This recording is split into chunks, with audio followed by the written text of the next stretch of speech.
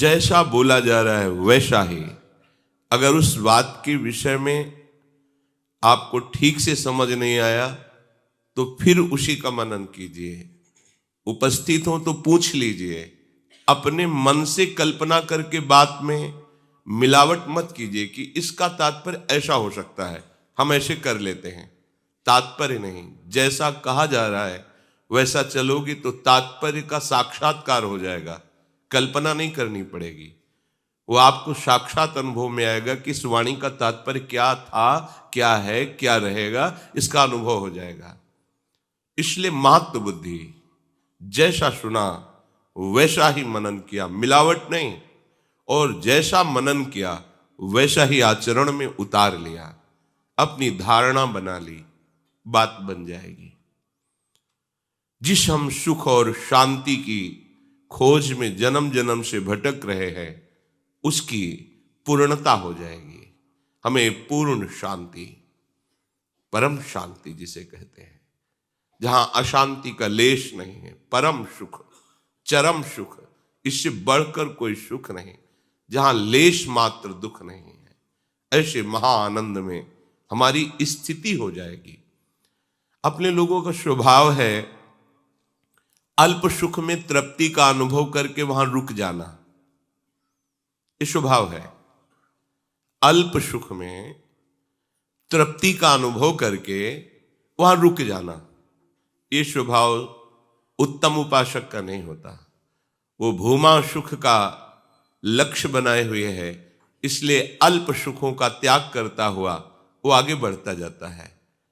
वो जब तक प्रभु का साक्षात्कार नहीं हो जाता तब तक वो अल्प सुखों में मनोरंजन नहीं करता, विश्राम नहीं करता, आगे बढ़ता चला जाता है। अगर कहीं अल्प सुख में रुक गया तो फिर भ्रष्ट हो जाएगा। भ्रष्ट का तात्पर्य वो नष्ट नहीं हो जाएगा, पर उसका जो लक्ष्य था वो विलंब से उसे प्राप्त होगा। सतमार्ग का पथिक है, इसलिए पतित तो नहीं हो सकता, नष्ट नहीं हो सकता, दुर्गति नहीं हो सकती, पर विलंब हो जाएगा। कितना विलंब होगा ये उसकी भूल के अनुसार होगा। कैसी उसने भूल की, किस विषय पर कितनी रुकावट हुई, कितनी आस्था बनी उस विषय पर, उतने समय के लिए उसको अपने सत मार्ग में जो शीघ्रता से पहुंचने का था वो रुक गया। पर सतमार्ग नष्ट नहीं होगा, खास बात यही सतमार्ग की है, इसमें कुछ नष्ट नहीं होता, रुक जाता है, पर्दा पड़ जाता है। बीच में जो हमारी चाहत है वो जब तक पूर्ण नहीं होगी या नष्ट नहीं होगी तब तक हम आगे नहीं बढ़ पाएंगे।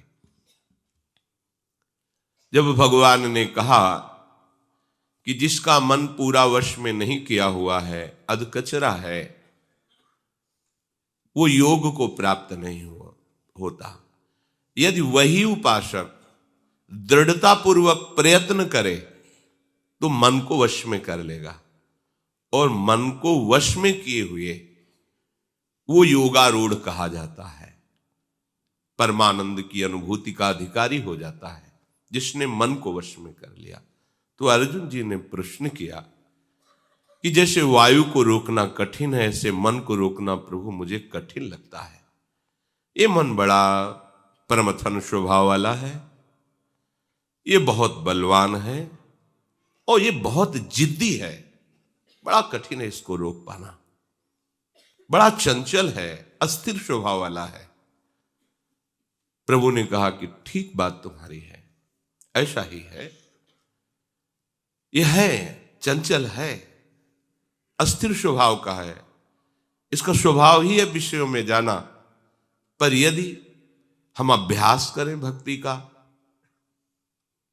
दृढ़ता पूर्वक, कभी नाम जप, कभी नाम कीर्तन, कभी भक्तों के चरित्र, कभी भक्तों का सानिध्य, सत्संग सुन रहे, कभी प्रभु की रूप माधुरी का चिंतन कर रहे हैं, कभी सेवा में रत है, हमारे पास एक मिनट भी खाली नहीं है। इस अभ्यास के द्वारा मन को वश में किया जा सकता है, और जो लक्ष्य बनाया है उस अभ्यास में जो हमें विस्मृति पैदा करे, उन भोगों से, उन व्यक्तियों से, उन बातों से हमें वैराग्य धारण करना है। राग नहीं रखना है। तो अभ्यास और वैराग्य के द्वारा मन को वश में करके परमानंद की प्राप्ति होती है। फिर अर्जुन ने पूछा कि जिसका अभ्यास चल रहा है, वैराग्य से भी है, यदि वो भगवत प्राप्ति न कर पाया तो, कहीं रुक गया, किसी भी तरह से ऐसा योग भ्रष्ट हो गया, तो क्या होगा? संसार को छोड़ा और प्रभु को पाया नहीं तो उसकी क्या गति होगी? प्रभु ने सबसे पहले कहा कि उसकी दुर्गति नहीं होती। भय खत्म करो। नहीं पहुंचा, हो सकता है कहीं अरज गया, हो सकता है, उसकी दुर्गति नहीं हो सकती। पहली बात है। दूसरी बात है, जहां से उसका साधन रुका था वो पूरा सुरक्षित है। 100 तक पहुंचा है तो 99 से नहीं शुरू होगा, एक ऊपर करके ही शुरू होगा। ये भगवत मार्ग है, इसमें घाटा है ही नहीं, इसमें लाभ ही लाभ है। अब उसका जब शरीर छूटता है, जो योग भ्रष्ट है, जिसने पहले ही निश्चय कर लिया है कि संसार में सुख नहीं है और भगवत मार्ग में कदम रखकर चला, पर लड़खड़ा गया, पूर्वाभ्यास उसे कहीं गिरा दिया, कहीं फंसा दिया, भगवत प्राप्ति नहीं कर पाया, तो उसकी क्या गति होगी? तो पहली बात कि उसकी दुर्गति नहीं होगी, उसका साधन वैसे ही सुरक्षित रहेगा जितना किया है। आगे भगवान कह रहे हैं, प्राप्य पुण्य कृताम लोका नुषित्वा शाश्वती समाः शुचीनाम श्रीमताम गेहे योग भ्रष्टो भी जायते। जो उपासक योग भ्रष्ट हो गया है अपने मार्ग से, वो पहले बड़े सुखद लोकों को भेजा जाता है। स्वर्ग में भी बहुत तरह के, जैसे मृत्यु लोक है, इसमें बहुत से देश हैं, बहुत सी अलग अलग प्रकृतियां हैं, बहुत सी अलग अलग शोभाएं हैं, बहुत से अलग अलग दुख हैं, बहुत से अलग अलग सुखद मनोरम दृश्य हैं, यहां मिश्रित है। लेकिन स्वर्ग ऐसे, जैसे मृत्यु लोक तो कितने देश, कितनी नदियां, कितना वन समुदाय, सब ऐसे स्वर्ग, उसमें भी अलग अलग उत्तम से उत्तम लोक, उसी स्वर्ग लोक में उत्तम से उत्तम भोग सामग्री, उत्तम से उत्तम वन दृश्य। उस उपासक को, उस योग भ्रष्ट को ना चाहने पर भी उसकी रुकावट के रूप में उसे वो मिला है जो बड़ी बड़ी यज्ञ और बड़ी बड़ी तपस्या और साधना करके स्वर्ग के सुखों को भोगने के लिए जाते हैं, वो उसे दंड के रूप में मिला है इस मार्ग में चलने। क्योंकि ये भी प्राकृतिक मायाकृति है ना, चला था सच्चिदानंद सुख के लिए, अरज गया, तो उसको क्या मिला दंड में? नरक नहीं, दुर्गति नहीं, क्लेश नहीं, अशांति नहीं। क्यों? क्योंकि भगवत मार्ग का पथिक है, कोई साधारण नहीं है, भगवान की दुरंत माया है, नहीं पहुंच पाया लक्ष्य तक, तो उसको दंड नहीं दिया जाता है। जिसके लिए बड़े बड़े लालायित होकर स्वर्ग आदि के उत्तम उत्तम लोकों को जाते हैं, वहां उसे भेजा जाता है दंड के लिए। ये उसके लिए दंड है। सच्चिदानंद प्रभु के नाम रूप लीला धाम का रसास्वाद करने वाला उपासक विश्व में आकर्षित या किसी भी तरह वहां भेजा गया। ले, अब एक तरह से देखो तो दंड है ना, अपने प्रभु के मंगल में नाम रूप लीला से बिछुड़ करके वो मायाकृत सौंदर्यता, मायाकृत भोग विलासिता, मायाकृत वैभव, उसमें भेजा गया उसको। जहां की थोड़ी सी भी प्रीतम से लगन लग जाए तो ब्रह्मादिक के भोग सब विषम लागत ताहि, नारायण ब्रजचंद की लगन लगी है जाए। इस मार्ग का पथिक जब वहां भेजा जाता है तो उसे महसूस होता है कि मुझे दंड मिल रहा है, उसे आनंद नहीं महसूस होता। स्वर्ग में उसे आनंद महसूस नहीं होता। जो स्वर्ग की कामना करने वाले बड़े बड़े पुण्यात्मा हैं, उनको भी स्वर्ग मिलते मिलते रुक जाता है। ऐसे स्वर्ग में नहीं पहुंच जाता कि 2-4 यज्ञ की और स्वर्ग का अधिकारी हो गया। सांगो पांग अनुष्ठान आजीवन पूरा नियम सिद्ध, फिर स्वर्ग जाता है। और ये विघ्न रूप से उसे स्वर्ग भेजा गया, वहां जहां बड़े बड़े पुण्यात्माओं को भी पहुंचना मुश्किल होता है।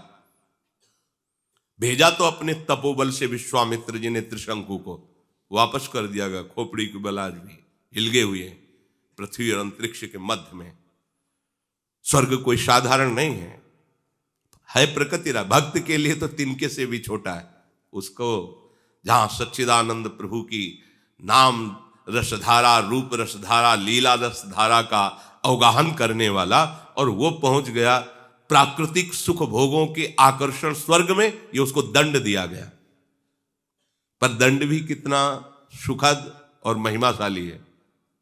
वो नरक में नहीं भेजा गया, वो पुण्यवान लोकों में भेजा गया। पुण्यवान लोकों के स्वर्ग आदि का नियम है, आप जितना पुण्य लेके गए हैं उसी के योग्यता के अनुसार आपको उस प्रांत में रखा जाएगा, वैसी सुख सुविधा में रखा जाएगा। ऐसा नहीं है कि सब लोगों में आप भ्रमण कर सको, इसके लिए पूरी छूट है। ये समस्त स्वर्ग के क्षेत्र में जहां जाना चाहे, जो भोगना चाहे, जो देखना चाहे, और जो पुण्यवान लोग पुण्य लोगों को जाते हैं, उनको जाते ही उनका पुण्य क्षीण शुरू हो जाता है। देखना पुण्य क्षीण हुआ, भोगना पुण्य क्षीण, इसका कुछ क्षीण नहीं होना, क्योंकि सच्चिदानंद उपासना रही है। पुण्य क्षीण होते ही मृत्यु लोक के विशंति, पुण्यात्मा को जबरदस्ती ढकेला जाता ना चाहते हुए भी। इसको ऐसा नहीं होता, इसकी रुचि के अनुसार है। पर रुचि पहले ही नहीं थी तो अब उसे दंड सा लग रहा है। जिस दिन वो वहां व्याकुल हो जाता है, कहां फंस गया, कैसे झूठे सुखों में, उसी समय उसे वहां से हटा दिया जाता है। जब तक वो व्याकुल नहीं होगा तब तक वो अनंत काल तक चाहे तो रह सकता है, क्योंकि उसके पुण्य क्षीण होने का सवाल नहीं। कल बताया था ना, 2 बार नाम उसने प्रभु का नाम जपाया, आश्रय लिया है, उसका अमोघ पुण्य है, वो क्षीण होने वाला नहीं। पुण्यात्मा का पुण्य क्षीण होगा, लेकिन उस उपासक का नहीं। वो चाहे तो असीम समय तक रह सकता है, लेकिन उसने चाहत ही नहीं की। बिना चाहत के जब वस्तु मिल जाती है और जब चाहत कोई और होती है तो उसमें रुचि नहीं होती, उसकी अरुचि होती है। अब वो जितने दिन तक सह पाता है, इसके बाद व्याकुल होता नहीं, ये सब क्या, खत्म। अब उसको जन्म लेना पड़ेगा, क्योंकि पूर्णता नहीं हुई ना, तो उसको मनुष्य जन्म मिलेगा। कहां मिलेगा? भगवान के सूची नाम श्रीमताम गेहे। केवल श्रीमताम गेहे लिखते बोलते प्रभु तो धनियों के घर में, लेकिन सबसे पहला सूची नाम पवित्र धनियों के घर में। पवित्र जो धर्म से चल रहे हैं, कुल परंपरागत धर्म का सेवन करते चले आ रहे हैं, खूब ऐश्वर्य है पर धर्म से चलते हैं, शास्त्र विरुद्ध आचरण नहीं करते। कहां रखा गया था? स्वर्ग के लोग। अब वहां से कहां भेजा गया? ऐश्वर्यवान, धनवान, धर्मात्मा, ऐसे कुल में उसका जन्म हुआ। शुचि नाम श्रीमताम गेहे योग भ्रष्टो भी जायते। वो योग भ्रष्ट जब मृत्यु लोक में आता है तो सर्वसम्माननीय घर में पैदा होता है। इसमें 2 विभाग किए गए हैं। यदि किसी भोग में आकर्षण हुआ है तो श्रीमान शुचिमताम, इस घर में, और अगर भोगों में आकर्षण नहीं हुआ, प्रयास पूरा रहा पर पहुंच नहीं पाया, तो उसको श्रीमान के कुलों में नहीं, उसको योगियों के कुल में, आगे वाले श्लोक में सीधे उसको योगियों के कुल में, क्योंकि अभी उसने कोई भ्रष्टाचार नहीं किया, कोई गलती नहीं की, पर साधना इतनी मंद रही कि लक्ष्य नहीं प्राप्त कर पाया, तो उसको सीधे ऐसा अवसर दिया जाएगा जहां जन्म से ही भागवतिक संस्कार और कोई भोगाकर्षण नहीं और कोई भोग सामग्री का संयोग नहीं, शुरू से ही वैसी ही रहनी, वैसी ही तपस्यामय घर में, जहां भोगों का कोई भी सानिध्य नहीं, कोई भी महत्व नहीं, केवल धर्म, केवल भगवान, ऐसे कुल में जन्म होगा। तो इसका श्री शुचि नाम श्रीमताम गेहे योग भ्रष्टो भी जायते। वो श्रीमान कुलों में जन्म लेता है। एक तो जब स्वर्ग के भोगों से अरुचि की तभी तो यहां आया, तो उसको सब काटने दौड़ता है। पूर्व संस्कार की साधना उस पवित्र कुल में जन्म लेने से बच्चापन से ही जागृत हो गई। उसको सब ऐसा, जैसे पूज्य श्री रघुनाथ दास गोस्वामी जी का बड़ा वैभव माता पिता का, अगर 10 कदम भी चलना है तो पालकी में, ये सब उनको ऐसा लगता था जैसे मैं जेल में रख दिया गया हूं। जब उनकी महाप्रभु की कृपा से और भक्ति बढ़ी तो सुंदर, सुशील, पातिव्रत धर्म धारण करने वाली ऐसी किशोरी से उनका ब्याह कराया गया। एक बार भी नहीं देखा, कहीं रुचि ही नहीं, भारी व्याकुलता अंदर।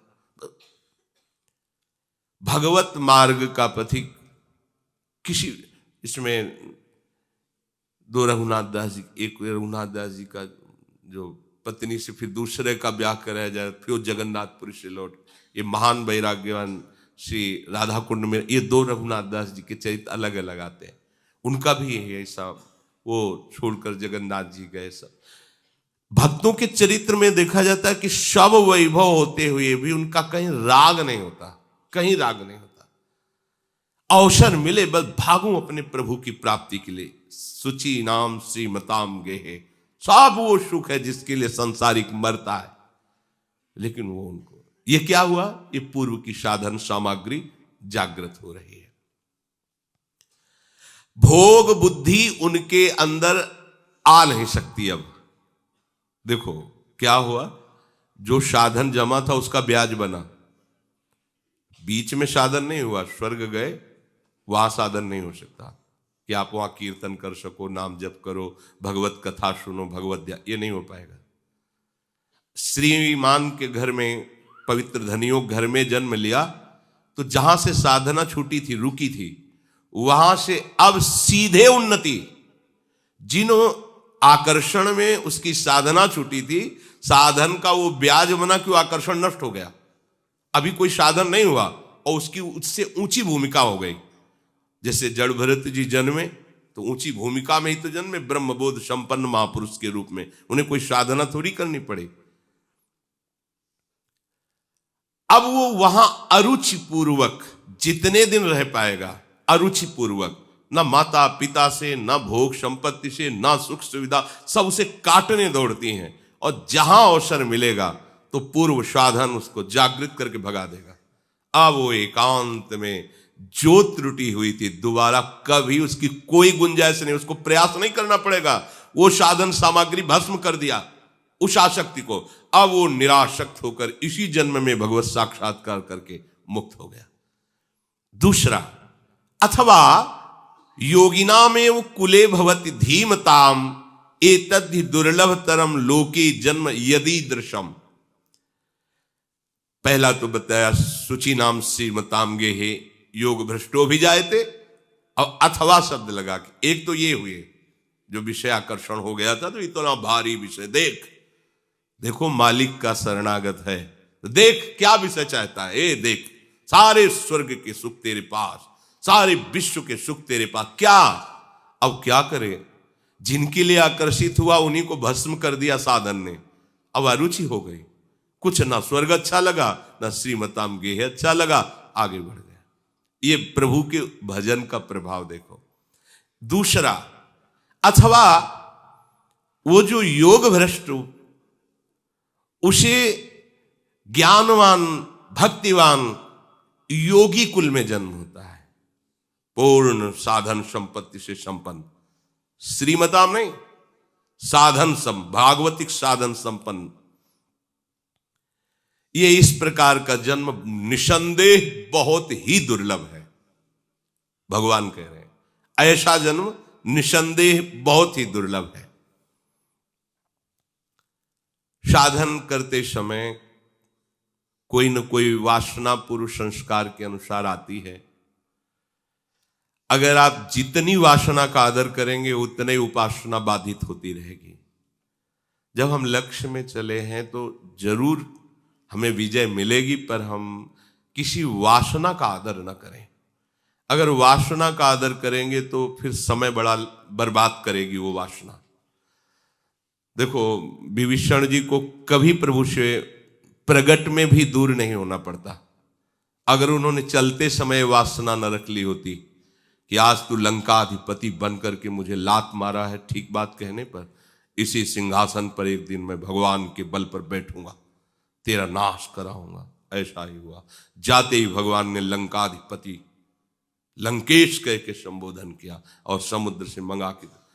विभीषण जी कह रहे कि प्रभु अब तो आपके श्री चरणों की अविरल भक्ति मिलेगी, वो भी, पर पहले ये भगवान का स्वभाव है, तुमने वासना की, पहले उसे भोगो। जाओ, इतने समय तक राज्य का शासन तुम करोगे और मेरे भक्ति भी तुम्हारे हृदय में रहेगी। विभीषण जी कहते हैं हाँ, उर्कछ प्रथम वासना रही, पर प्रभु अब तो नहीं है ना, अब तो आपके चरणों को देख के बह गई। प्रभु कहते नहीं, जब उपासक चलता है जिस वासना को लेके, पहले हम उसकी पूर्ति करते हैं। भक्ति तो मिलेगी ही, तुम भक्त तो रहोगे ही, हमारी सानिध्य का तुम्हें अनुभव होगा, पर प्रगट में नहीं। लंकाधिपति बनो। तो साधन में रुचि और वासना का आदर, ये अपने लोगों के अंदर बना रहता है। ऐसा नहीं कि रुचि है तो फिर चलेगा ही कैसे, साधन में रुचि भी है, पर वासना का हम निरादर नहीं कर पाते, वासना का आदर करते हैं, अर्थात अंदर छुपाते हैं उसे, कोई जान न जाए, और हम अपने मनोरंजन के लिए उस वासना का प्रयोग करते हैं। वो वासना अंदर ही अंदर हमको प्रभु से विमुख करने वाली स्थिति पैदा करती रहती है, हम समझ नहीं पाते। वो उतने क्षण, उतने मिनट अपना अधिकार कर लिया और बाद में बार बार उसी का चिंतन, बार बार कभी नहीं करना, नहीं स्वीकार करना, नहीं भोगना, नहीं देखना, और कभी हाँ ठीक तो है, अब बहुत लंबा सफर है, चलो थोड़ा खा लेते हैं, देख लेते हैं, सूंघ लेते हैं, भोग लेते हैं, ये चलता रहता है। इसलिए इसी जन्म में भगवत प्राप्ति करने के लिए प्रभु का बल लेकर कम से कम वासना का आदर तो मत कीजिए।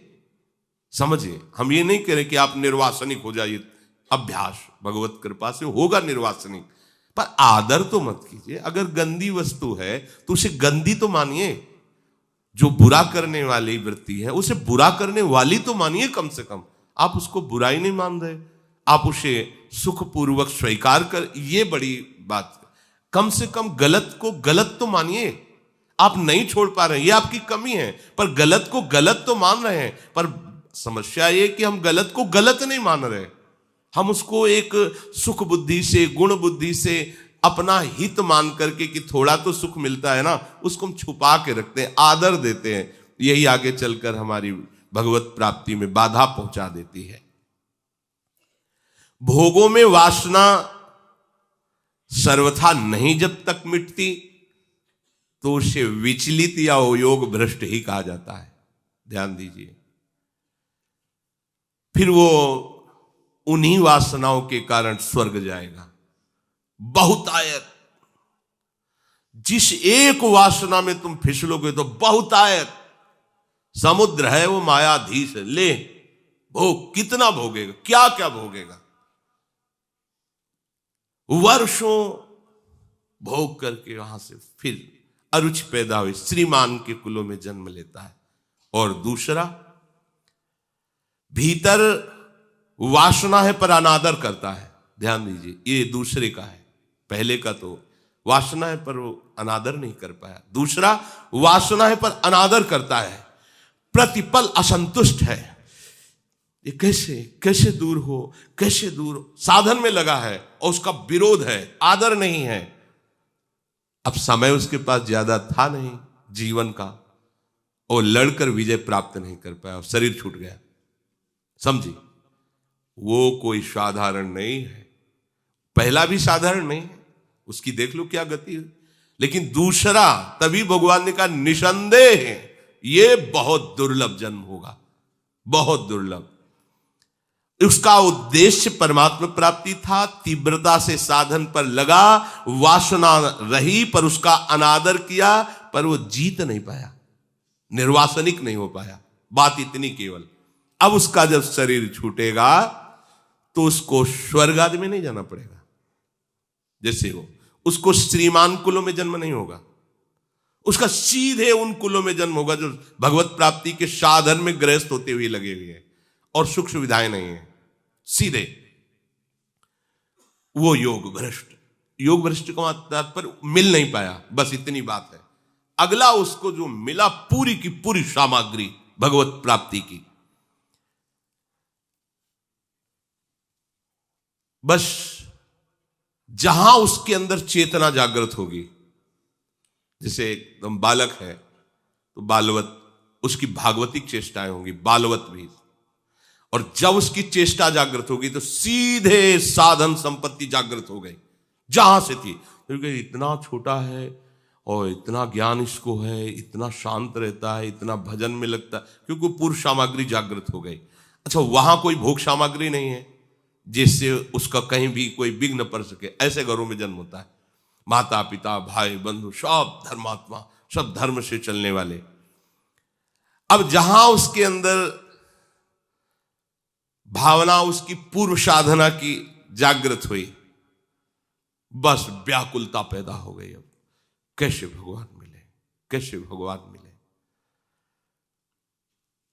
अब उसको ऐसा सब सानिध्य मिल जाता है कि उसकी जो भावना जागृत हुई इसमें आग लग जाती है, प्रज्वलित आग। अब वो रोके नहीं रुकेगी। जैसे भगवत कृपा से अपने जीवन को देखा, पिताश्री कभी पादुका पहन करके हल जोतने नहीं गए, किसान आदमी थे। 100 रुपए की अगर जरूरत है तो गेहूं बेचना पड़ेगा। किसान आदमी गेहूं बेचेगा तो खाएगा क्या? कभी स्वेटर खरीद के नहीं आते थे, कभी ऐसा नहीं कि बड़े कंबल और रजाइयां खरीद के आए।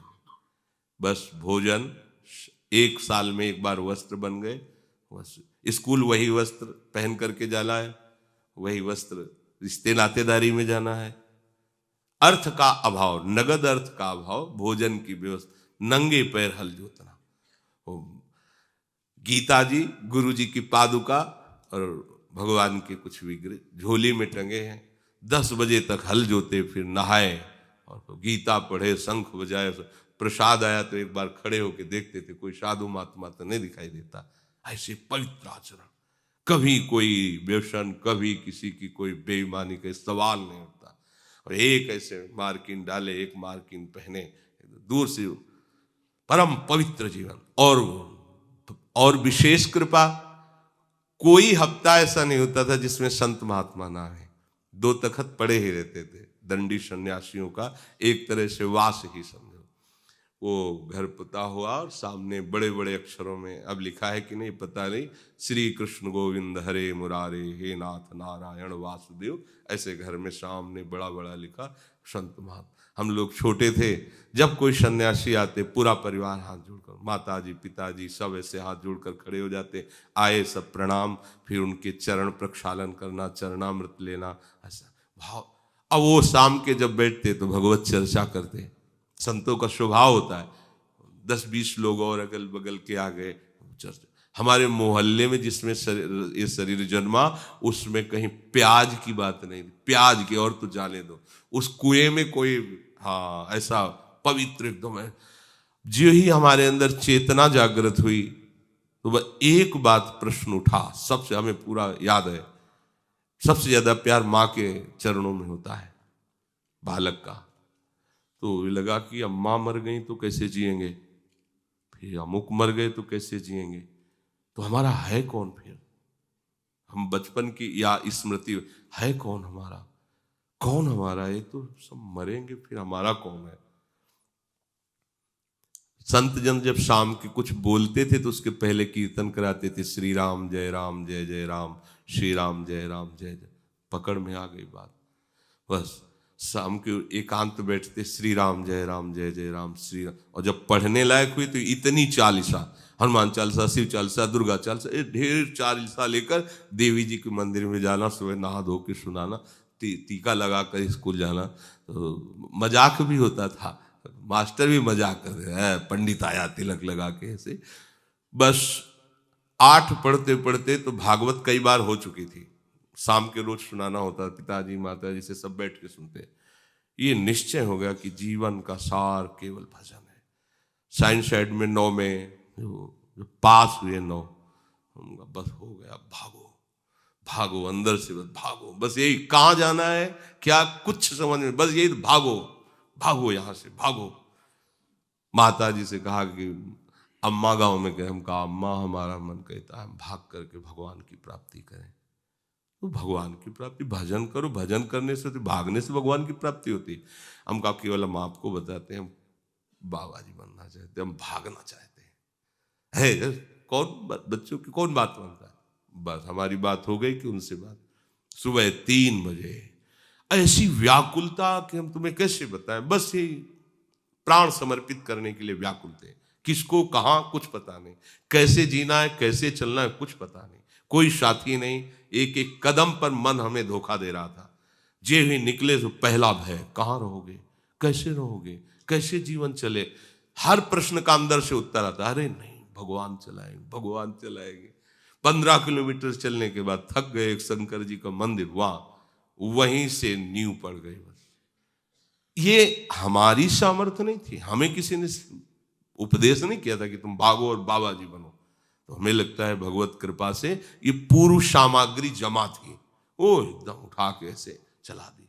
ना कहीं जो हमें तपस्या के लिए आवश्यक था वो घर में ही हमारा हो रहा था, क्योंकि वहां विषय सेवन, विषयों की सुविधा, पूरे एरिया में बिजली नहीं थी, तो वहां पंखा बिजली तो सवाल नहीं, शौच बाहर जाओ, और सब वो मतलब जैसे देहात, कोई ऐसी सुविधाएं नहीं। तो जो तपस्या के लिए आवश्यक था वो तो जन्म से, बाल्यावस्था में ही 4 बजे पूरे सब जग जाने चाहिए, पूरे घर के, हाँ सब, जिनका यज्ञोपवीत हो गया, गायत्री जप, संध्या, और अपने अपने कार्य में सब कोई अपने सुविधा, दिनचर्याएं जो जिनकी, जैसे 4 बजे के बाद कोई शैया पे नहीं सो सकता।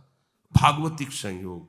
और देखो उसी का प्रभाव, बाबा सन्यासी रहे, पिता सन्यासी रहे, इस शरीर को भगवत मार्ग में मिला, बड़े भ्राता का पुत्र भगवत मार्ग, और भी सब क्या हुआ, वो कुल उसमें परमाणु हुई ऐसे कि भक्ति के संस्कार आगे बढ़ते।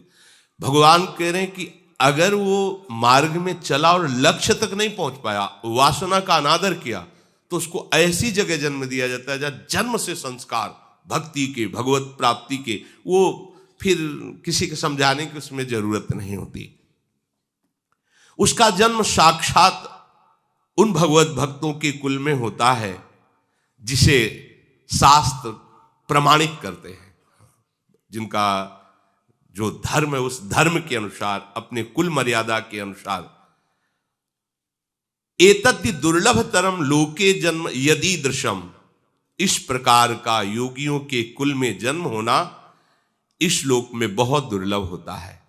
शुद्ध सात्विक श्रीमानों के घर में, राजाओं के घर में, धनियों के, गुणवानों के, ये भी दुर्लभ माना जाता है। जो पहला जन्म हुआ सुचि नाम श्रीमताम गेह, पर उससे भी ज्यादा ये श्रेष्ठ माना जाता है, क्योंकि उसमें वासना का आदर हुआ था, इसलिए और इस जन्म में वासना का आदर नहीं हुआ था, तो सीधे पूर्णता ना होने के कारण उसे जन्म लेना पड़ा। पर जैसे मुचकुंद जी को जब भगवत दर्शन हो रहे हैं, तो फिर आगे का कोई जन्म होने का विधान ही नहीं होता। मम दर्शन फल परम अनुपा, जीव पाओ निज से स्वरूपा। जब उस यवन को, काल यवन को भगवान भगा कर ले जाते हैं और अपना पीताम्बर मुचकुंद जी को उड़ा देते हैं, वो जाके लात मारता है, हमें तो भगा के लाए, यहाँ गुफा में सो रहा है। वो समझा भगवान सो रहे हैं। मुचकुंद जी की आंख खुली और उनको था कि तुम्हें सोते समय जो जगा देगा वो भस्म हो जाएगा, दृष्टि पड़ते वो भस्म हो गया।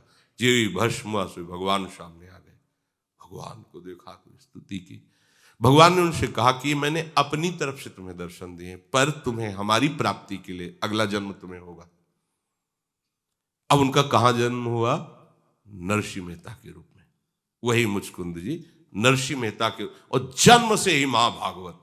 और कैसी परिस्थिति, इसकी भी व्यवस्था सही ढंग से नहीं थी। ये कैसी परिस्थिति के आसपास 2-4 साधु महात्मा हर समय घेरे रहते थे। अगर वो भात भरने जा रहे हैं तो वो भी टूटी गाड़ी, और वही भी सब भगवान के प्रेमी भक्त जन जा रहे हैं। उस गाड़ी को हाँकने वाले कौन बनते? ठाकुर जी बनते। कैसी महिमा वही। पर भगवान चाहते हैं कि आप भक्ति में तन्मय होकर हमें प्राप्त हो। अर्जुन जी के सामने खड़े हैं पर उपदेश कर रहे हैं, मेरा अनन्य चेता बनो, अनन्य चेता सततम यो माम स्मृति नित्यशा। अर्थात भगवत दर्शन से भी श्रेष्ठ बात है जो भगवान को प्रिय है, क्या? भगवान का अखंड चिंतन। भगवान तो कभी भी किसी को एक क्षण में परम पद दे सकते हैं, उनके लिए कोई नियम थोड़ी है, पर वो चाहते हैं कि आप भजन में ऐसे डूबो। तो नहीं डूब पाए तो अगला जन्म आपको दे देते हैं। अगर आप डूब जाए तो जीते जी परम पद में आरूढ़ हो जाए, आपको महसूस होगा, अनुभव होगा, अब मैं कृतकृत्य हो गया, अब मेरा जन्म नहीं। आपको खुद अनुभव होगा, दूसरे को श्री हरिवंश प्रमाण मनम आपके मन में ही आ जाएगा, हो गया हमारा काम। वो वाणी से नहीं, अंदर से अनुभव में आ जाएगा। प्रभु कह रहे हैं कि ये जो दूसरा जन्म है महापुरुषों के यहां, ये बहुत दुर्लभ है, क्योंकि वहां का वायुमंडल ही परमार्थिक होता है। संसारिक भोगों का बाहुल्य नहीं होता और उनकी महत्ता नहीं होती। तो वहां के वायुमंडल से, दृश्य से, उनके संग से, वहां की शिक्षा से और मेरे अनुग्रह से ये सब विधान बन गया। वो बचपन से ही भगवत मार्ग को स्वीकार कर लेता है और दुर्लभ तर परम पद का अधिकारी बनता है। एक प्रसंग आता है वासना का आदर कर लेने का। कल बताया था कि कोल्ह जी अल्ल जी की चर्चा में, कोल्ह अल्ल भाई दो कथा सुखदाई सुनो, पहिलो विरक्त मद मांस नहीं खात है, हरि ही के रूप गुण वाणी में उचार करे, धरे भक्ति भाव ही ताकि यह बात है, दूसरो अनुज जानो खाए सब उन्मानो, नृप ही को गावे प्रभु कभू गाय जात है, पर बड़े के अधीन रहे सोई करे सोई कहे, ईश करी चाहे आप दीनता में मात है। और श्री कोल्ह जी और अल्ल जी की, इन दोनों भाइयों का चरित्र सुनो, इसके सुनने से प्रभु में विश्वास और भक्ति बढ़ती है।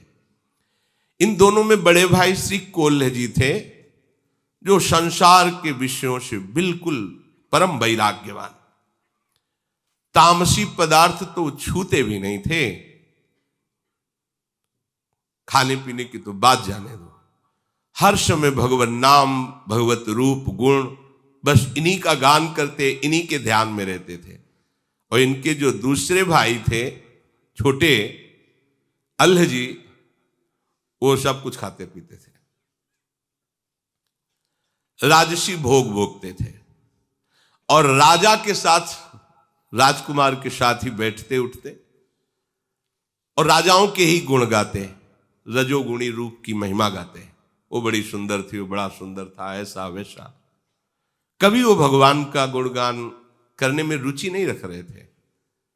पर खास बात थी कि वो बड़े भाई का बहुत आदर करते थे। जो भक्त थे बड़े भाई, उनका वो आदर करते थे। लेकिन कभी कभी भगवान की कोई चर्चा सुन लिया, कोई ऐसे पद गा दिया, रुचि नहीं। रुचि तो राजाओं के रूप गुण का गान करना, उनके भोग विलास में, वैसे ही सब खाते जो नहीं खाना चाहिए। पर खास बात क्या हुई? बोले बड़े के अधीन रहे, उनके सामने जाते ही नम्र रहते। ईश्वर और अपने बड़े भाई भक्त में कोई अंतर उनकी दृष्टि में नहीं था, इतना आदर करते थे। ये बहुत बड़ी बात हो गई। उनके सामने जितनी देर रहते बहुत दैन्य रहते, बिल्कुल मानो एकदम साधु। बाद में तो सब रजोगुणी।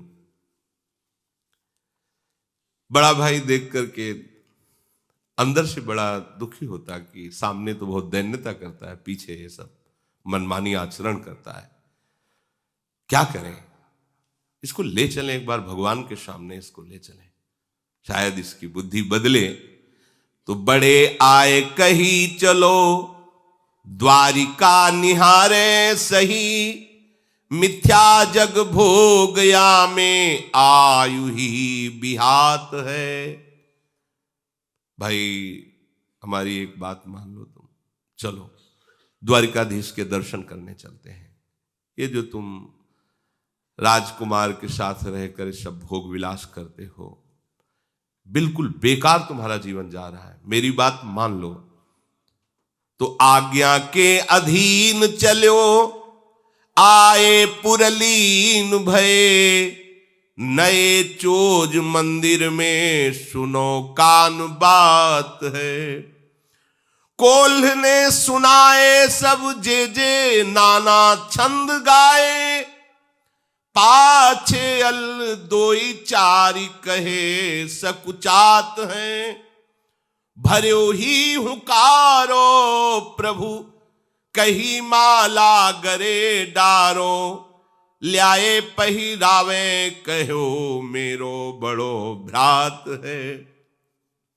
चलो द्वारिकापुरी, द्वारिकाधीश के दर्शन करो, उनको साष्टांग प्रणाम करो, तुम्हारा मंगल होगा।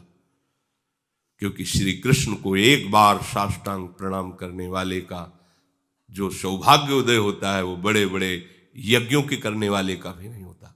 एकोपि कृष्ण कृतः प्रणामो, दशाश्वमेधा व्रतेन तुल्यः, दशाश्वमेधी पुनरेपि जन्मो, कृष्ण प्रणामी न पुनर्भवाए। एक बार श्री कृष्ण को दैन्य भाव से साष्टांग दंडवत करने वाले का कैसा लाभ होता है? बोले 10 अश्वमेध यज्ञ, अश्वमेध यज्ञ 10 अश्वमेध यज्ञ के अवृत स्नान का अर्थात पूर्णता का उसे फल मिलता है। पर 10 अश्वमेध यज्ञ और श्री कृष्ण के प्रणाम करने वाले का अंतर यह रहेगा कि 10 अश्वमेध यज्ञ करने वाला स्वर्ग आदि लोकों को भोग कर मृत्यु लोक आएगा, और कृष्ण प्रणामी न पुनर्भवाए। चलो प्रभु श्री कृष्ण द्वारिकाधीश के चरणों में साष्टांग प्रणाम करो चल करके। अल्ल जी तो कोल्ह जी को ईश्वर की तरह मानते थे, जो आज्ञा उनके साथ चल दीजिए। द्वारिकापुरी पहुंचे, प्रभु के सामने, द्वारिकाधीश के सामने एक विलक्षण घटना घटी, जिसे कान लगाकर सुनिए। क्यों कह रहे कान लगाकर? क्योंकि इससे तुम्हारा विश्वास बढ़ जाएगा, इससे तुम्हारी भक्ति बढ़ेगी, तुम्हें समझ में आएगा कि हमारे प्रभु की भक्ति कितनी सामर्थ्यशाली है। कोल्ह जी ने भगवान को प्रसन्न करने के लिए पद, ऐसा करना भी चाहिए, जब अपने ठाकुर के दर्शन करने जाए तो कोई पद उनकी महिमा से भरा हुआ, अगर वहां वातावरण भी देखे, मानो जैसे श्री जी के सामने, राधा वल्लभ जी के सामने समाज हो रही, तो चुपचाप सुनो, बोलने की जरूरत नहीं। ऐसा अवसर है कि आप गा सकते हैं, तो कोई पद सुना सकते हैं। देखो माई सुंदरता की सीमा, जो आचार्य महापुरुषों ने गाए हैं। कोल्ह जी ने सुंदर पद प्रभु को सुनाया। अल्ल जी हाथ जोड़े चुपचाप खड़े हुए हैं। भगवान को जो बहुत प्रिय बात है वो ये है कि भक्त चरण धरि भाव तरत भवसिंधु अगाध। अगर भक्तों के चरणों में भाव आ जाए तो तरने में देर नहीं लगती है, और भक्त के चरणों में भाव रखने वाला दैन्य होता है। ये 2 विशेष लक्षण अल्लाह जी में है, जो यद्यप कुमार्गामी आचरण कर रहे हैं, पर ये 2 बात है। भक्त भाई को भगवान के समान मानते हैं और अपने को बहुत नीच मानते हैं, मैं बहुत नीच हूं इसलिए दैन्य है। श्री कोल्ह जी ने पद सुनाया। द्वारिका के नाथ, सब नाथन के नाथ प्रभु, देवन के दिव्य देव संकट सहाय हैं। ब्रह्मा शिव देव दैत्य दानो अरु मानवादि, सब ही के रचैया और सब में समाये हैं। कारज के कारण ओ तत्वन के तत्व आप, माया के अधीश ईश अलख लखाए हैं। महिमा महान गावें वेद और पुराण, कुल पार नहीं पावे हारी शीश को नवावे हैं।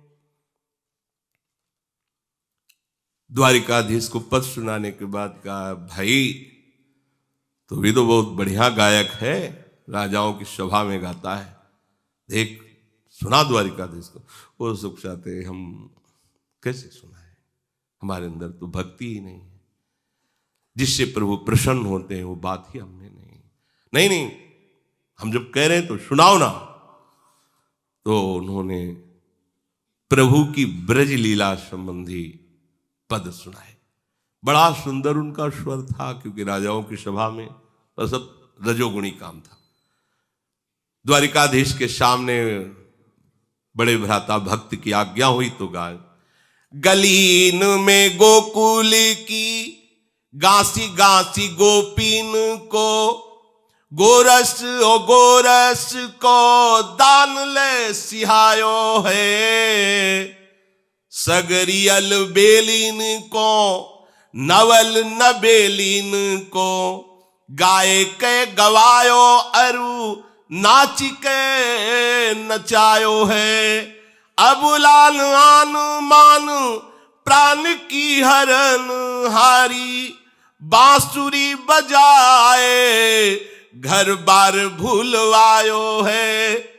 ये जशुदा के छैया, ये रास रंग के रचैया, भैया नेह की नदी में तय नहायो और नहवायो है। देश विदेश के देखे नरेशन रीझिक को जो बूझी करेगो, याते तने तन जात गिरो गुण, सौ गुण अवगुण गाठी परेगो। बांसुरी वारो बड़ो रिझवार है, श्याम जुने कुसुढार ढरेगो। ये लाड़ी लो छैल छबीलो अहीर को, पीर हमारे ही की हरेगो। वाह वाह वाह, द्वारिकाधीश बोल पड़े, वाह वाह। सब आश्चर्यचकित हो गए प्रभु के श्री विग्रह से। साक्षात द्वारिकाधीश बोल पड़े, वाह वाह। ब्रज की लीला, प्रभु चित्त चोर के भी चित्त को चुराने। महामहिम श्री जगन्नाथ जी का जो आप रूप देख रहे हैं, ब्रज लीला श्रवण का परिणाम है। प्रेम विकल विह्वल स्वरूप जो जगन्नाथ जी का है, ये ब्रज लीला महाप्रेम स्वरूप है। प्रभु ने हुंकार भरी, वाह। कोल्ह जी ने गाया, द्वारिका के नाथ हो सब महिमा। जब अल्लाह जी ने गाया, पूरा मंदिर आश्चर्यचकित हो गया कि वाह वाह वाह। पहला आश्चर्य तो कि आज तक कभी कोल्ह जी के सामने कोई भागवतिक चमत्कार नहीं प्रकट हुआ था। अल्लाह जी कभी दर्शन करने नहीं आए थे, वही उपद्रव रजोगुणी, पर आज दर्शन करने आए भगवान ने वाह वाह कह दिया। पहले ही चुभा, ये को बार हम इतना आए, रोज आए, दर्शन किए, गाए, कभी वाह वाह नहीं। हम तो जानते हैं ना, आप भी जानते हो कि शराब वो सब वाह वाह वाह। चलो ठीक, थोड़ी तसल्ली। अब दूसरा प्रोग्राम, माला और प्रसाद, जाओ जो अंग सेवन से पहनाओ जाके अल्लाह जी को। नजदीक गए, अल्लाह जी किसका नाम जी, ये माला दो। नहीं नहीं, हमें नहीं दी होगी, मैं तो नीच आदमी हूं, गंदा आचरण करता हूं, ये मेरे भाई को दी होगी। ये जन्म से भगवत भक्ति में लगे हैं, प्रभु के इन्हीं के चरणों के हम आश्रित, इनको दे। नहीं नहीं, भगवान ने नाम लेकर कहा अल्लाह जी को देना। अल्लाह जी तुम्हारा नाम, हाँ, माला पहना दी, प्रसाद। अब तो कोल्ह जी की दृष्टि बदल गई और भगवान की तरफ प्रणय कोप से देखेगी। मतलब अपमान ही करना था तो थोड़ा हल्का करते, इतला कि हम इतना गाते रहे, कभी वाह वाह नहीं कहा, और इसने गाया और माला प्रसादी हृदय में एकदम। इनको नहीं दिया, आपको दिया है, आपका अल्लाह जी नाम पहला। ये है, थोड़ा भी अगर कहीं दासत्व में कमी रह जाती तो ये बात आ जाती है। अरे हमारे स्वामी हैं, यहां प्रसन्नता होनी चाहिए कि हम लिवा के लाए, तो इस नाते से प्रभु कितना इसको आदर दे रहे हैं। प्रभु दयो पे न याही दयो, बड़ो अपमान भयो। ये बात समझनी है यहां कि हम जिनके शरणागत हैं उनके द्वारा की हुई कोई भी चेष्टा हमारा अपमान नहीं हो सकती, हमारा सम्मान है। पर वो समझ नहीं पाते, हम कहीं ना कहीं अपने अहम को बचा के रखते हैं। ध्यान देना, इसे मिटाना होगा, नहीं आप अपने स्वामी के ही प्रतिकूलता का चिंतन करने लगेंगे। जिनकी शरण में उन्हीं के प्रतिकूल किया कराया, फिर सब रुक जाएगा। इसलिए सावधान रहें। यद्यपि पतन नहीं होगा, पर काहे को जलोगे, समय बर्बाद करोगे। तो फिर अगर तुम हमें नीचा दिखाने की कोशिश करोगे तो फिर हम तुम्हें नीचा दिखा देंगे। ऐसा होता है। सेवा में जो रहते हैं, प्रभु की जो शरण में है, अगर आदेश हुआ कि मान को धूल धूसरित करके ऐसी स्थिति में ला दो कि तुमसे नीच कोई नहीं है, तो ये तुमको सर्वश्रेष्ठ पदवी देने के लिए, उसको लगता है अच्छा, मतलब अभी तक हम पूरा सर के बल खड़े रहे हो, तुम समझते हो कि हम कुछ है ही नहीं, तो अब हम बाम चलते हैं, प्रतिकूल चलते हैं, देखते हैं कैसे संभालते हो। और ये तब तक समझ में नहीं आता जब उधर से प्रतिकूलता होती, तब समझ में आता है, नहीं तो समझ में नहीं आता। और सच्चे महापुरुष कभी तुम्हारे मान का पोषण नहीं होने देंगे, कभी नहीं, क्योंकि ये सबसे ज्यादा पतन कराने वाली चीज है। इसीलिए 15वें अध्याय में भगवान जो परम पद आरूढ़ का लक्षण करे, तो निर्मान पहला शब्द, मान रहे सबहि मान प्रद आप अमानी। और ये मान रोग जीवत्व को पुष्ट करता है, देहाभिमान को। और जहां आप महापुरुषों का सानिध्य प्राप्त किए, तो महापुरुषों के समान आपको मान मिलेगा, क्योंकि उनके सानिध्य में वो सम्मान जब हम स्वीकार कर लेते हैं तो मान का रोग बढ़ जाता है। और जब महापुरुष देखते हैं कि ये तो मान से रोगी हो रहा है, तो फिर उसका ऑपरेशन होता है, तब वो उसी के प्रतिकूल हो जाते हैं। जैसे छोटा बच्चा स्नान कराने के लिए मां ले जाती तो बुरा समझते हैं कि हमें खेल से हटा कर, क्यों ऐसा नहीं होना चाहिए। इस पर सुधार मन को, अंदर की बात है, बाहर की नहीं। बाहर से आपके आचरण दैन्य हो सकते हैं, पर अंदर से आपकी वृत्ति अनुकूल और दैन्य होनी चाहिए। इनको अंदर से बहुत बुरा लगा, बचपन से भगवान का भजन कर रहा हूं, आज तक शाबाशी नहीं दी, आज तक माला प्रसाद। ये छोटे भाई ऐसा दयो पे न याही दयो, ऊपर से पुजारी यही कह रहे कि आपको नहीं दिया, इनको दिया है। दयो पे न याही दयो, बड़ो अपमान भयो। गयो बूढ़ो सागर में दुख को न पार है, बूढ़त ही आगे भूमि पाई चलो झूमी। प्रीति सो अनीति भूले, नाही मानो तरवार है। सो ही आए लेन हरिजन, मन चैन झिल्यो। मिल्यो कृष्ण जाय पायो, अति सुख सार है। बैठे जब भोजन को, तो दई उभय पातर ले। दूसरी जो कैसे कही, वही भार प्यार है। अल्लाह जी के कहने पर पुजारी ने कोल्ह जी को साफ कह दिया, ये माला तुम्हें नहीं, ये अल्लाह जी के लिए है। कोल्ह जी को लगा बहुत बड़ा अपमान भगवान ने कर दिया। बस ये बात समझो, भगवान मंगल भवन है, भगवान से सम्मान चाहते हो, उनकी हर चेष्टा मंगल स्वरूप है। ये रहता है, पक्का रहता है। और ये बहुत बुरा रोग है, बड़े बड़ों के अंदर रहता है। भाई रात दिन हम सेवा में रहते, थोड़ा तो सभा में बोलो कि हम तुम्हारे जिलाए जी रहे हैं, तुम्हारे पोसे वो चाहता है। भाई ये है ना, पूरा हमारा जितना कुछ इन्हीं से चल रहा है। नहीं नहीं, हम तो आपके इशारे से चल, पर अंदर जो फुलरा चढ़ा वो गिराएगा तुम्हें, ये पक्का। अब अगर उसे ये माना जाए कि हमारा अपमान हो गया, तब तो भाई बहुत ही मतलब मंदबुद्धि। गुरु के द्वारा की हुई चेष्टा अपमान होती है क्या? और जब हम ऐसी वृत्ति रखते हैं कि इन्होंने हमारा अपमान कर दिया, तो फिर शरणागति पर संशय खड़ा हो जाता है कि आपने क्या समर्पित किया था शरणागति में, तन मन वचन और स्वयं। तो अपमान किसका हो रहा है? उनका समर्पित तन, उनका समर्पित मन, उनका प्राण, उनका सब कुछ। तो वो अगर आपको ऐसा ही लग रहा, तो अपने आप का अपने आप से अपमान करने तुम्हें परेशानी क्या है? अगर आपको ऐसा भास भी हो रहा है कि हमारा अपमान हो रहा है, तो तुम्हारा है क्या, तुम बचे क्या? कम से कम इतना ही सोच लो। तो उनको लगा कि भगवान ने बहुत बड़ा हमारा अपमान पूरी इस द्वारिका के मंदिर में सभा में कर दिया। अब तो जीना जिसके लिए हम भक्ति करते थे उसी ने अपमान। कैसी देखो लीला कैसी विचित्र होती है। कोल्ह जी ने अपना अपमान समझ करके आत्महत्या करना उचित समझा। इतना जलन हो गई, अब ठीक नहीं है, तो समुद्र में जाके कूद गए। अब समुद्र में डूबते चले गए।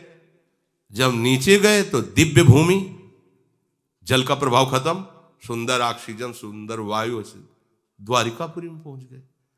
ऐसे भक्त डूबना भी चाहे तो भगवान डूबने देंगे क्या?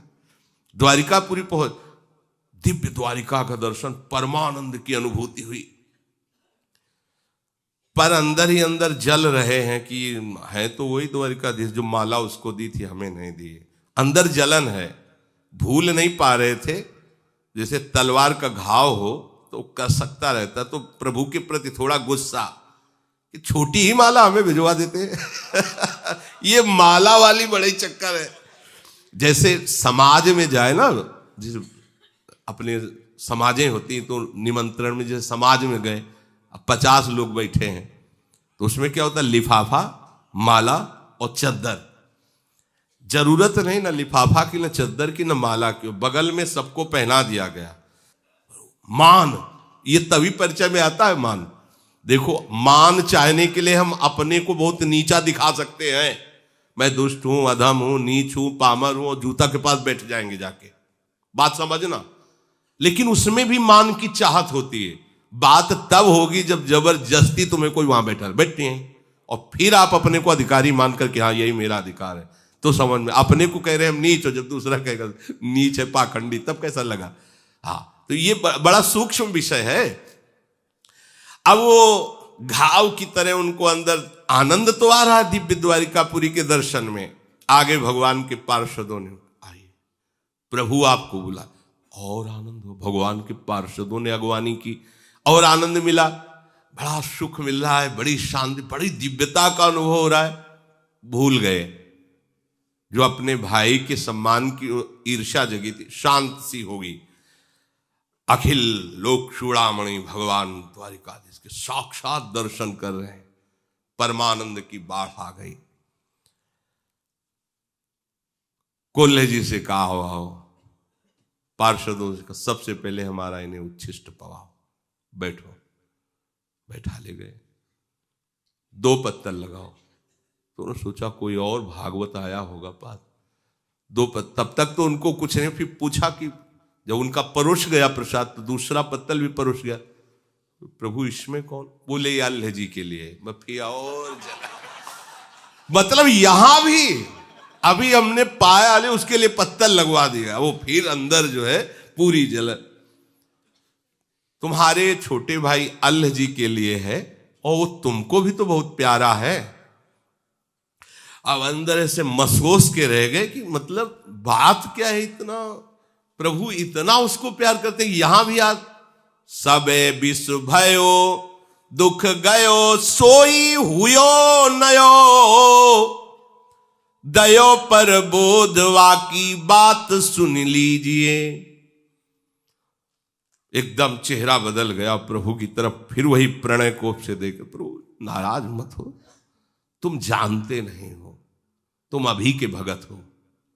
वो हमें कितना प्यार करने वाला भक्त है, तुम अभी सुनो, हम तुम्हें बता रहे हैं वो कौन है जो तुम्हारा भाई बना है आके। आज जिसे तुम रजोगुण में देख रहे हो, एक वासना का आदर करने से उसका मार्ग रुक गया। वो जितना तुम भजन अभी तक किए हो ना, बहुत छोटा है उसके भजन के आगे, जितना उसने भजन किया है। तेरो छोटो भाई मेरो भक्त सुखदाई, ताकि कथा ले जताई, जामे आप ही सो दीजिए, प्रथम जन्म मांझ बड़ो राजपुत्र भयो, गयो गृह त्याग सदा मोसुमति भीजिए, आयो बन को भूप संग राग रंग रूप, देख चाह भई देह दई भोग कीजिए। कुल्ह जी से कहा कि तुम अपने भाई की बात जान जाओगे तो कभी ऐसे ईर्ष्या उससे नहीं करोगे, तुम उसकी बराबरी कर ही नहीं सकते। जानते हो बड़ा प्रिय मेरा भक्त है वो पूर्व जन्म में राजपुत्र था और उसने बचपन से राजपुत्र राजकुमार होते हुए सब भोगों का त्याग करके बैरागी हो गया। राजपद का अधिकारी था, राजपद राजभोगों का त्याग करके वो एकांत वन में निरंतर कष्ट सहते हुए मेरा भजन करने लगा। मन बुद्धि लगाकर सतत मेरा भजन कर रहा था। ध्यान पूर्वक सुनना। बहुत समय व्यतीत होने के बाद उस जंगल में एक राजा अपने पूरे परिकर के साथ मनोरंजन के लिए आया। तो राज वैभव, यद्यपि राजकुमार ही थे, बचपन से वैरागी हो गए, एकांत सेवन करते थे। अब राज वैभव के इन्होंने देखा, बहुत सी सुंदर सुंदर युवतियां, ऐसा सब भोग विलासिता सब। इनके मन में विषय सुख का आदर हुआ कि अगर बाबा जी न बनते तो ऐसा ही हमको भी सुख मिलता। आदर हो गया। अब वो वासना इतना जोर पकड़ी, इसमें देर नहीं लगता, समुद्र बनने में तरंग आई और आपने आदर किया, वो पूरे हृदय पर अधिकार कर लिया। अब तो बस भजन रुक गया। के विधि मिले सुंदरी बाला, जैसे नारद जी के मन में नहीं, ऐसे कि अब ये सब कैसे भोग प्राप्त हो। संसारी सुख भोगने की प्रबल लालसा हो गई और उसी को लालसा को लिए हुए शरीर छूटा। भगवान वर्णन कर रहे हैं, तो मैंने बड़ा स्वस्थ और तेजस्वी इनको शरीर दिया। भोगो विषय को, लो मालिक हैं हमारे। तुम्हारा मन हुआ, तुम्हारी वासना जागृत हुई और राजा के राजकुमार से मित्रता कराई और जन्म दिया ऐसे महाभागवत के घर में। कुल्ह जी के भाई बने आके। देखो कैसा विधान, कैसा कवच है भक्ति का, वासना है तो संग राजकुमार का। वैसे ही जो भोग देखे थे वही भोग राजकुमार के साथ खूब भोगो, खाओ पियो दुनिया का। अब भक्त का संग और वासना, देखो भगवान कैसा यही संयोग होता है। अब भक्त के संग ने उस वासना से खींचा है, जीवन असार चलना द्वारिकाधीश। सामने गए और जहां से रुका था साधन वही जागृत हो गया। केवल तो प्रभु का स्वभाव सूरदास जी वर्णन करते हैं कि विमुख भये निमिषहु न अकृपा, जब चितये तब हो ऐसे। प्रभु बीच वाली बात नहीं देखते कि हमको छोड़कर विषयों में, यही तो अगर वो ऐसा देखें तो अपने लोग तो कभी आगे ही नहीं बढ़ सकते, भगवत मार्ग में चल ही नहीं सकते। भगवान ने बताया कि तुम्हारा अभी तो बहुत छोटा भजन है, इसका भजन देखो।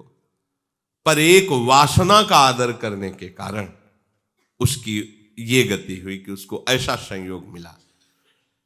विषयी जनों को विषय भोगते देखकर या विषयी पुरुषों की बात सुनकर विषय भोगने की इच्छा प्रकट होती ही है। यदि कहो कि कोई विरक्त है, राज्य सुखों का त्याग करके आया है, तो ये कैसे हो सकता है? तो कह रहे हैं बलवान इंद्री ग्रामो विद्वानमपि कर्षति। कोई भी हो, ये नहीं सोचना चाहिए कि इन भोगों को तो हम छोड़ करके आए, अब हमें कौन परास्त कर देगा, उससे घटिया भोग तुम्हें गिरा देगा। ये माया है, बिल्कुल कहीं नहीं, अभिमान नहीं आना चाहिए, बहुत सावधान। देखो ना, राजकुमार होती हुई राज वैभव छोड़ दिया आज एक राजा के भोग विलास को देखकर वासना जागृत हो गई, और ऐसी जागृत हुई कि भजन रुक गया, उसी वासना की प्राप्ति के लिए व्याकुलता हो गई। मन की गति बहुत दुष्तर है। महान त्यागी विरागी सौभरी ऋषि को मछलियों का विहार देख करके ब्याह करने की इच्छा हो गई थी। भगवान शंकर मोहिनी रूप में देखकर आसक्त हो गए। इंद्रियां बड़ी विद्वान और ज्ञानियों को भी आकर्षित करने वाली हैं, इसलिए कभी कोई अभिमान न करे। विषयी पुरुषों का संग, विषय दृश्य, विषय वार्ता, ये कोई कैसा भी हो पतित कर सकता है। श्वास श्वास पर नाम जप करे, वासना की बात आते ही डर जाए, हृदय में उसका कभी आदर न करे, आदर करने से ही पतित हो जाता है। श्री भगवान ने कहा वो पूर्णता में ही था, पर ये वासना केवल आ गई, इसलिए वासना का दृश्य दिखा दिया इस जन्म में, अब वो भी पूर्ण हो गया। भजन का एक बात है कि वो बढ़ता है, जैसे भगवान का रूप बढ़ता है, भगवान की महिमा, ऐसे भजन है।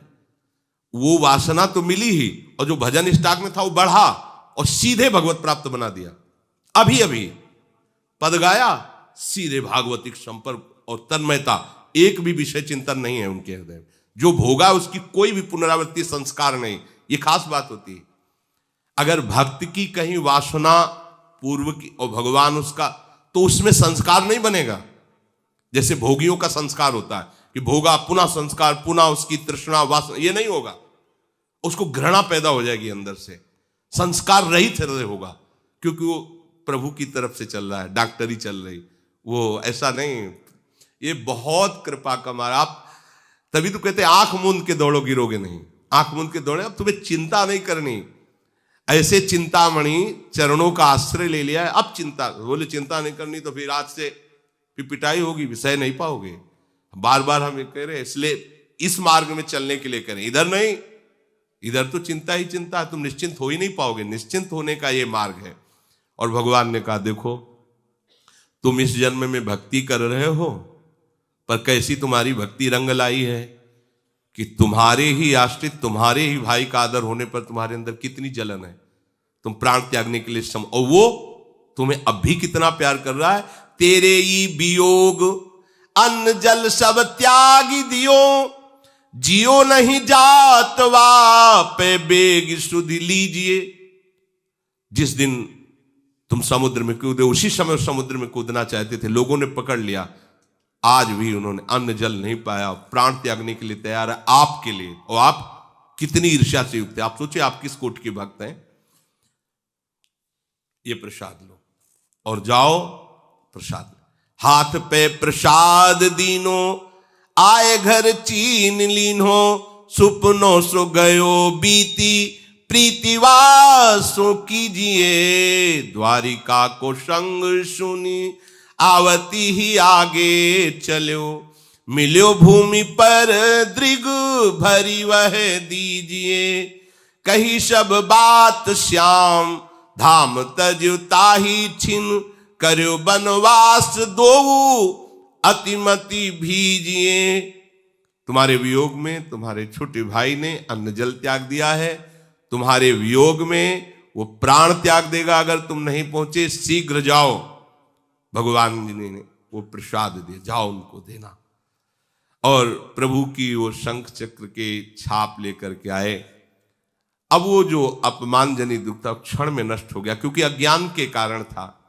अपने भाई पर अपार प्रेम हुआ।